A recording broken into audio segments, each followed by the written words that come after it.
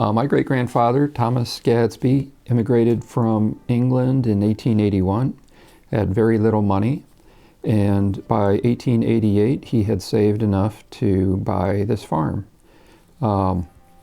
He raised crops. I believe he had livestock here for quite a period of time. Did that for a while, and then in the 1920s he got tired of it. He wasn't making a profit because prices were down so far. He instead decided to concentrate on raising horses and racing them. And he did that for quite a few years. He was old at the time too. He was, this was harness racing. He was doing the jockey thing and everything himself until at age 77 he fell off a horse and broke several ribs. And at that point, my great uncle, his son, took over, Thomas Eldon Gadsby. And that went on until about 1940 when my great-grandfather passed away and the farm passed to my grandfather, William Gadsby, my great-uncle Thomas Eldon Gadsby. But my grandfather was primarily the one who did the work, and he worked for his brother, Thomas Eldon Gadsby, and also worked on his own farm.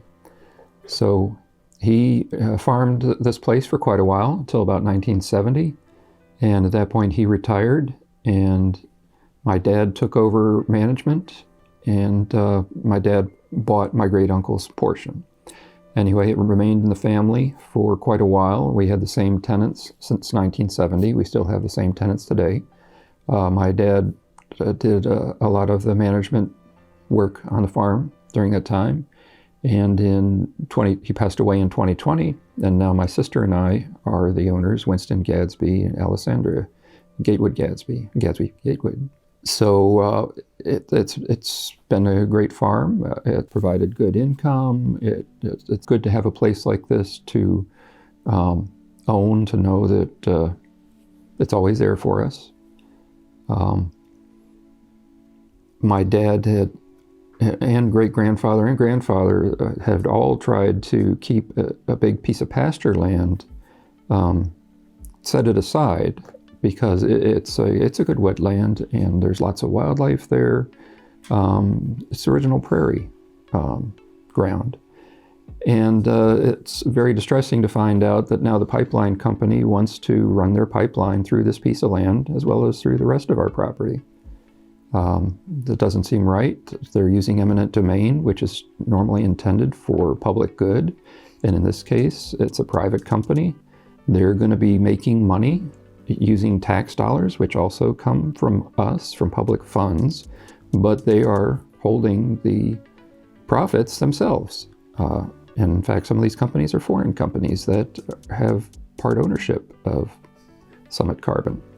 So anyway, it doesn't seem right that we've been so careful all these years with this one part of our property, the pasture land, keeping it original, and now a company, Summit Carbon, can come in and force us to run a pipeline through it and cause all kinds of damage. A lot of it irreversible. It would be very difficult to return it to its original pristine condition after the pipeline goes through. One other fascinating aspect about living on this farm is seeing the wildlife, so many different kinds of wildlife. Lately, we've been watching the pheasants. The pheasants are so beautiful, and they love just pecking around on the grounds. We need to protect this land for the wildlife, as well as the people who live here.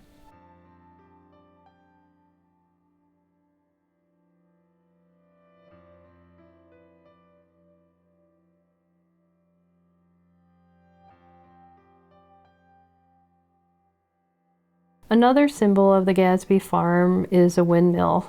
It was actually erected a number of years ago, and apparently it was used as a pump for water. It probably reaches at least 30 feet up into the sky. It's been in a number of our photos now, and it is a piece of the farm. We've actually had people offer us money for the windmill also, which we turned down